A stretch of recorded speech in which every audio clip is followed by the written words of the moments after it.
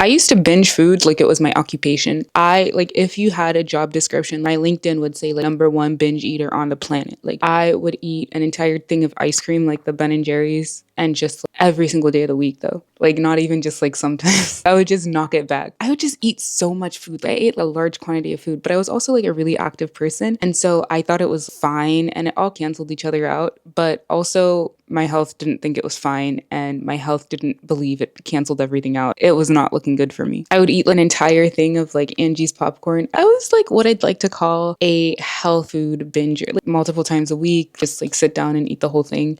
And that was the least of it. I was just a professional binge eater, but God delivered me from that. I was trying to fill an emotional void with food. It brought me joy. It gave me something to look forward to. And this happened for years. I think from age young to age young I am to the young I am now. It happened for a long time. I was trying to fill an emotional void with physical food. I was stuffing shame down. I was repressing emotions and I was using the food to soothe those repressed emotions. I was ignoring myself. I wasn't listening to myself. I was just so unhappy and unsatisfied with who I was, what I was doing, what I looked like, my skin color, like just candidly, just so much. I was just so uncomfortable in my body, in myself, and in my life. But then something happened. Call it prefrontal cortex, call it that juice.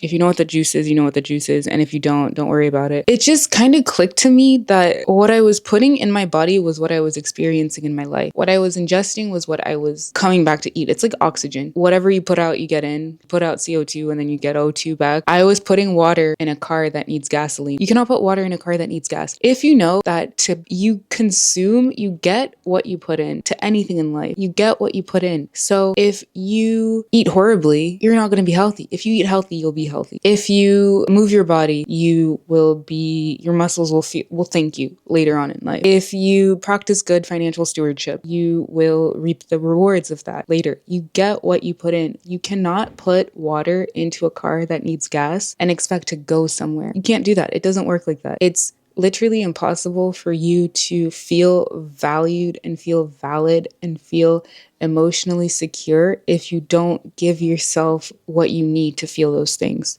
And the things that you need to feel those things aren't something like external. It's not things like buying X amount of clothes or going on trips or like being with certain kinds of people or like dating certain kinds of people or like being friends with certain kinds of people or like climbing social ladders or anything like that. Like, there's nothing that you can do to fill a void, to satisfy that void, to fill that void that will absolve you of feeling the void in the first place, unless you put into the void what needs to be in the void. You can't solve a puzzle without the instructions for the puzzle. You can't be healed without a healer. You can't be satisfied without something that brings you satisfaction. I'm using food as an example because I started off talking about food and because it's like really simple. But like, if you eat something with little food value, you're not going to be satisfied from that. Your hunger is not going to be satisfied. You'll have something to chew on and you'll continue to chew on it, but you're not satisfied by it. Living a life that's half of what God intended for you to live is not going to satisfy you. It won't. At the end of the day, it's not going to satisfy you. Getting the attention of that guy that you want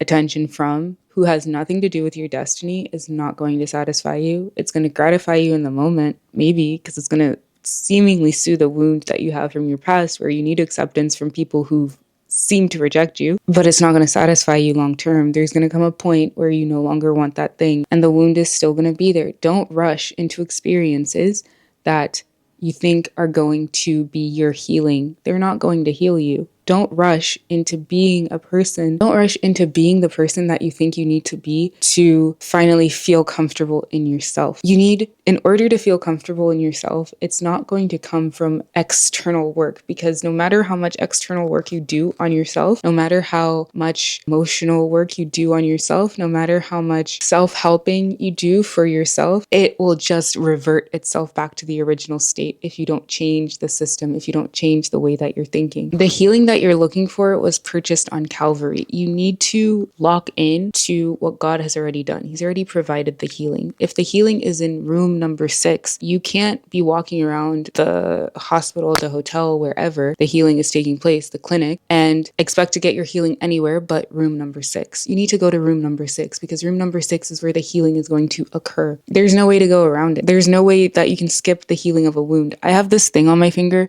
where I touched a pot. I don't know if that's gross, but like I touched a pot that was really hot. And for weeks it's been healing itself. But there's no way that I could jump from the state of my skin fresh and supple to my skin super healed after receiving the wound. You have to go through the pain of healing. And it's not pain that translates to more need for healing. It's pain that translates to freedom from what caused it in the first place. He whom the sun sets free is free indeed. You are healed. You are emotionally well.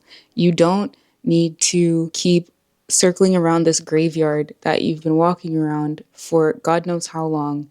And you can't spend your life here. There's nowhere to make a life here. You need to move on. You need to move forward. You need to really get up. Whenever I was in my super early 20s, so senior year of college, is that super early 20s? I don't know. That's whatever. Senior year of college, I went through probably the biggest heartbreak I've ever gone through in my entire life, ever, to this day. And I was in disobedience. So at first I was blaming myself. I was like, God told you not to do this in the first place. I don't know why you did it. But you come to the point where you realize that your level of growth is a direct mirror of everyone who is in your life for that level of growth. The second you grow out of it, the second you move on from it, the second you grow into more of who God made you to actually be, the less things look attractive on a lower level of growth. You need to become what I call you need to become like a snob. You need to start realizing that there are certain things that are just not aligned with you. Things that there are certain foods that you just don't touch. There are certain ingredients that you don't touch. That's better. There are certain ingredients that you don't touch. There are certain friends that you don't keep around you for the sanctity of your walk with God, for the sanctity of who God has cultivated and created in you in your season of isolation. There are certain things you don't watch. There's certain content you don't consume. There's certain people you don't follow. There's certain words you don't say. You need to become so selective with what you allow into your life, because the level of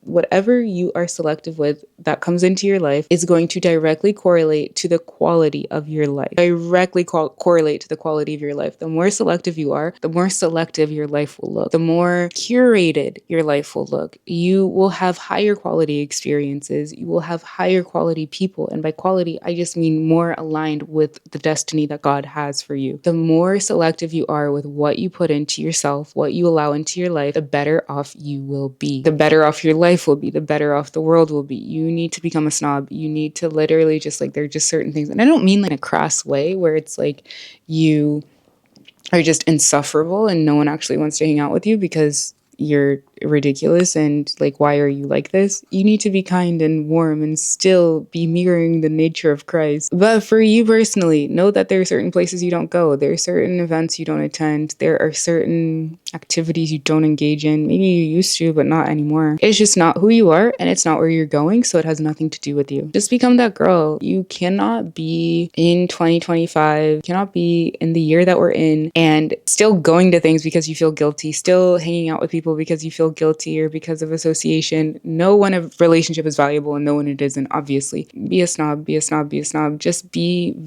have high standards for yourself. God has high standards for you and you don't.